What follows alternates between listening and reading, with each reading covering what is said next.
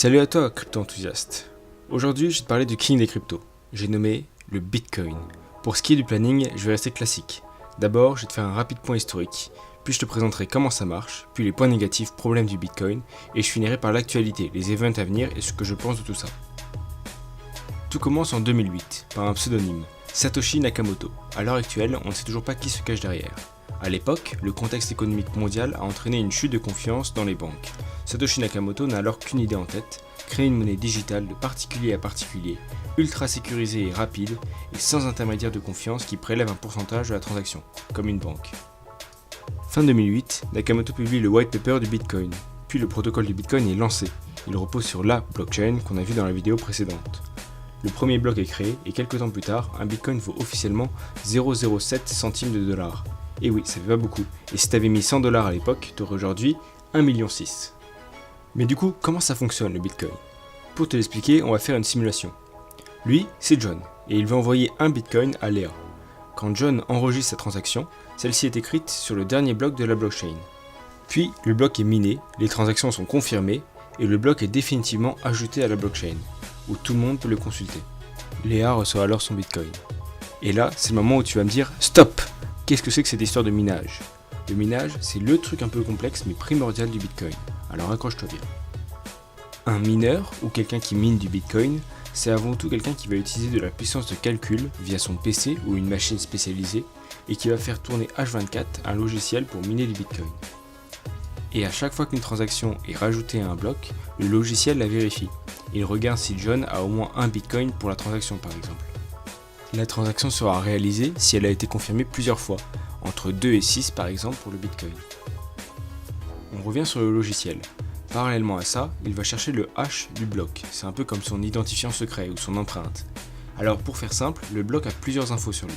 Son numéro, le nombre de transactions qu'il a sur lui, le hash du bloc précédent, la difficulté du bloc, etc. Le logiciel va appliquer une fonction de hashage qui prend en argument toutes ces infos, plus un hash test pris au hasard. Si le résultat de cette fonction est supérieur à la difficulté, alors on réitère avec un nouveau hash test, jusqu'à ce que l'on soit en dessous de la difficulté. Si on est en dessous, alors bravo, on a trouvé le bon hash, ou l'empreinte du bloc, il est donc ajouté à la blockchain. Le bloc est donc miné, et par la même occasion, 12,5 bitcoins sont directement donnés au mineur pour le récompenser de son boulot. Alors, quelques remarques. Premièrement, il n'y a pas qu'un seul logiciel, ou mineur, qui mine le bloc.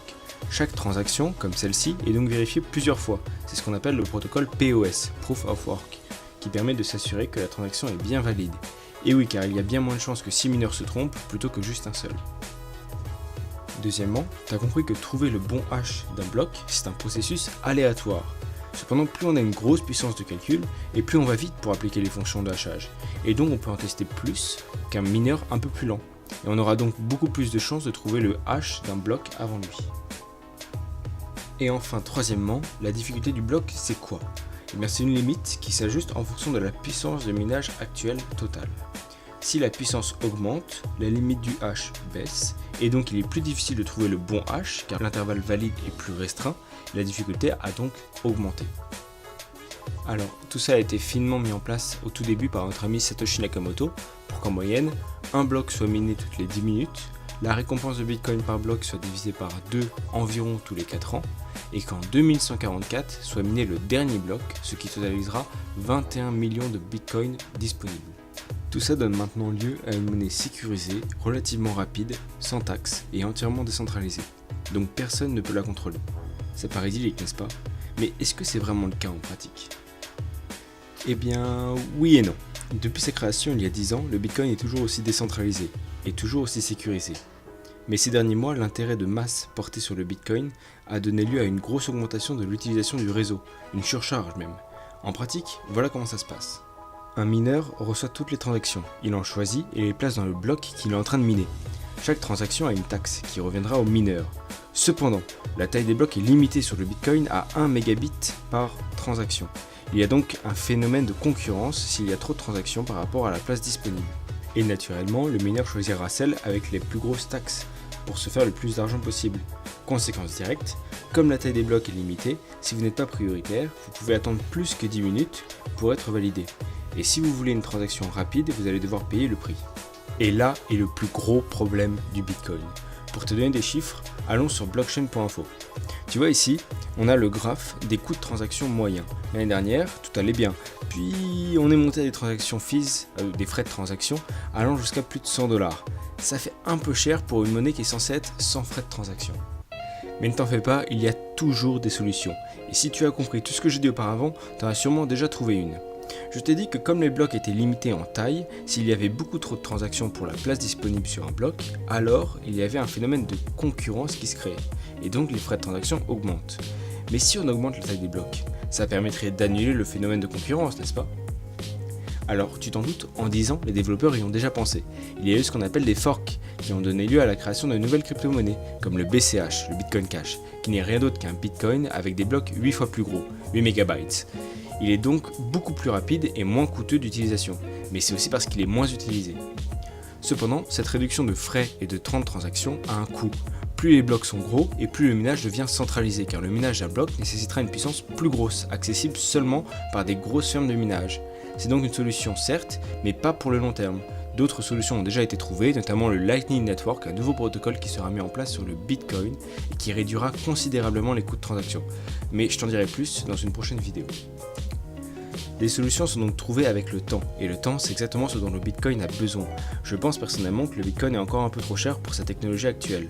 Cependant, une fois le Lightning Network implanté et fonctionnel, un Bitcoin à 50 000 ou 80 000 $ ne me choquerait pas, et le Lightning Network sera sûrement implanté courant 2018.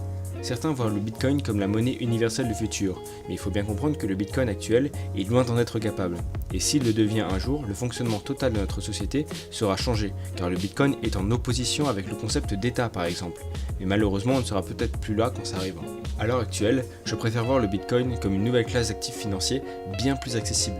À moyen terme, je le vois aussi comme de l'or 2.0, ou tout du moins comme une nouvelle valeur refuge vers laquelle les gens se tournent de plus en plus avec la nouvelle crise du dollar qui se profile à l'horizon. C'est aussi une valeur pilier des cryptos. Les meilleurs crypto-traders cherchent à gagner du Bitcoin et pas du dollar. Et c'est ce qu'il faut faire, croyez-moi, j'en ai fait les frais à mes débuts. Alors, bien évidemment, le Bitcoin étant non contrôlable, ça commence à faire peur aux banques et aux États. Certains tentent de le bannir ou de contrôler son utilisation, comme la Chine. D'autres font face à ce nouveau phénomène et tentent de l'incorporer dans la société, comme le fait le Japon.